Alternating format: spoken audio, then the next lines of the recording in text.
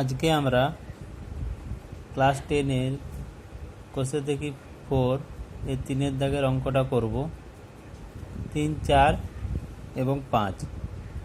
3-এর দাগের অঙ্কটা দেখো আছে, একটি সমকোণী চৌপলাকার ঘরের দৈর্ঘ্য প্রস্থ উচ্চতা যথাক্রমে 5 মিটার, 4 মিটার ও 3 মিটার হলে ওই ঘরে সবচেয়ে লম্বা যে দণ্ড রাখা যাবে তার দৈর্ঘ্য হিসাব করে লিখি।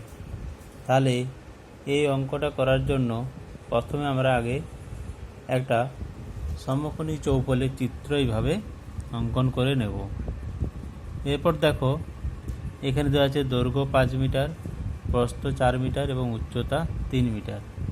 তাহলে ওই ঘরে সবচেয়ে লম্বা যে দণ্ড রাখা যাবে তার দৈর্ঘ্য, অর্থাৎ সবচেয়ে লম্বা দণ্ড বলতে সমকোণী চৌপলের কর্ণ, অর্থাৎ এই প্রান্ত থেকে এই প্রান্তের যে দৈর্ঘ্যটা হবে সেটা হচ্ছে কি সমকোণী চৌপলের কর্ণ। তাহলে আমরা জানি সমকোণী চৌপলের কর্ণের দৈর্ঘ্য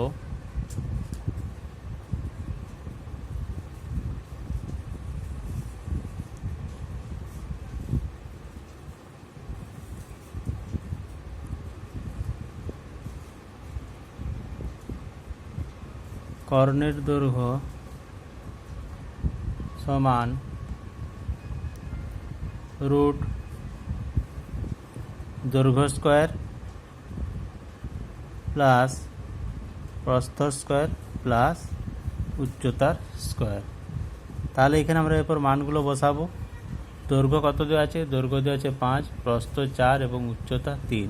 তাহলে দৈর্ঘ্য স্কোয়ার মানে 5 স্কোয়ার প্লাস প্রস্থ স্কোয়ার মানে 4 স্কোয়ার প্লাস উচ্চতা স্কোয়ার মানে 3 স্কোয়ার। তাহলে এটা দাঁড়াচ্ছে কি 5 স্কোয়ার মানে 25, 4 স্কোয়ার মানে 16 প্লাস 3 স্কোয়ার মানে 9।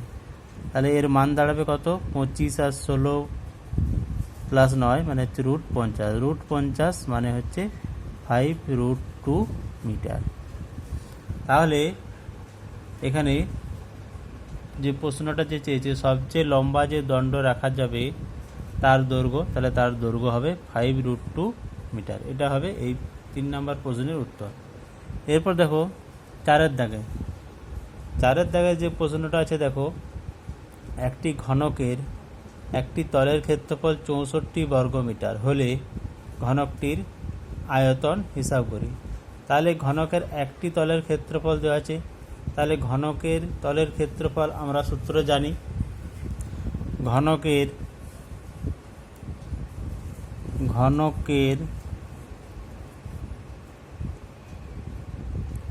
তলের ক্ষেত্রফল সমান বাহু স্কোয়ার। আর শর্তানুসারে এই বাহুর স্কোয়ার সমান হচ্ছে 64 বর্গমিটার।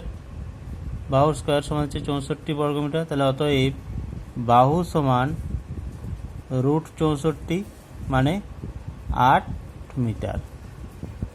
এবার হচ্ছে কি ঘনকটির আয়তন। তাহলে ঘনকটির আয়তন সমান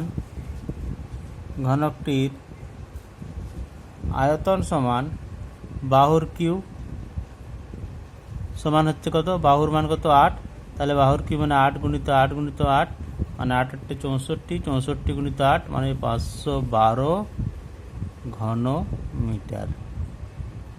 তাহলে এখানে যে উত্তরটা দাঁড়াচ্ছে ঘনকটির আয়তন কত? তাহলে ঘনকটির আয়তন হবে 512 ঘন মিটার। এই হলো 4 নম্বর প্রশ্নের উত্তর। এরপর দেখো 5 নম্বর প্রশ্ন।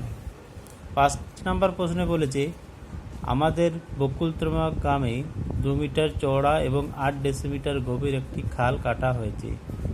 যদি মোট 240 ঘনমিটার মাটি কাটা হয়ে থাকে তবে খালটি কত লম্বা হিসাব করে লিখি।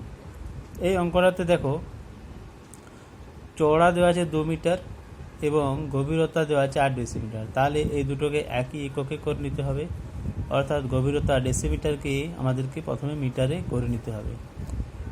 আর দেখো দেওয়া আছে কি 240 ঘনমিটার মাটি কাটা, অর্থাৎ মোট আয়তন লম্বাটা দেওয়া আছে 240 ঘনমিটার।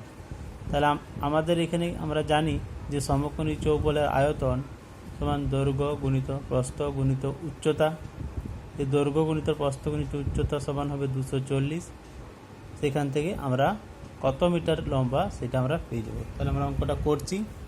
দেখো এখানে দেওয়া আছে চওড়া দেওয়া আছে 2 মিটার,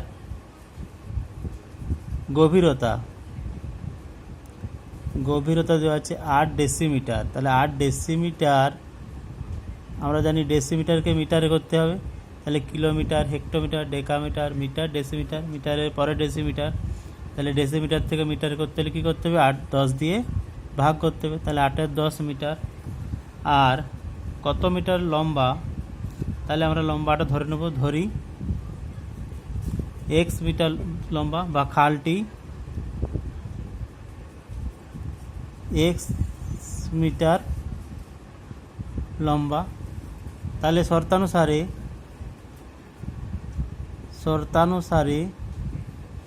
দৈর্ঘ্য গুণিত প্রস্থ গুণিত উচ্চতা সমান হচ্ছে কত দেওয়া আছে, মানটা দেওয়া আছে 240। এটা কি হলো, দৈর্ঘ্য গুণিত প্রস্থ গুণিত উচ্চতা মানে আয়তন। যেহেতু এখানে দেওয়া আছে 240 ঘনমিটার মাটি কাটা হয়েছে, তাহলে এর আয়তনটা হচ্ছে 240। তাহলে দৈর্ঘ্য গুণিত প্রস্থ গুণিত উচ্চতা সমান 240। তাহলে দৈর্ঘ্য মানে লম্বা, খালটি x মিটার লম্বা, তাহলে এটা হচ্ছে x, প্রস্থ হচ্ছে কত 2, আর উচ্চতা কত 8 10 মিটার। এটা সমান হচ্ছে কত 240। এরপর আমরা হিসাব করলেই পেয়ে যাব x এর মান, অর্থাৎ খালটি কত মিটার লম্বা। তাহলে এখানে দেখো কি হবে, x গুণিত 2 গুণিত 8 সমান হবে কত কি 240 গুণিত 10, এই 10 এর সাথে বর্জ্য গুণন হয়ে গেল। এরপর দেখো তাহলে x সমান কি হচ্ছে 240 গুণিত 10 বাই 2 গুণিত 8। এরপর আমরা কাটাকুটি করব, 8 3 24 0, 8 30 অর্থাৎ 8 30 240, আর 2 5 10। তাহলে 30 গুণিত 5 মানে 150 মিটার। তাহলে খালটি কী হবে, উত্তর হবে খালটি 150 মিটার লম্বা। এই ছিল আমাদের ক্লাস 10-এর 10-এর দাগের, এই ক্লাস 10-এর কোষে দেখি 4-এর 3 4 5 প্রশ্নের উত্তর এবং এর সলিউশন।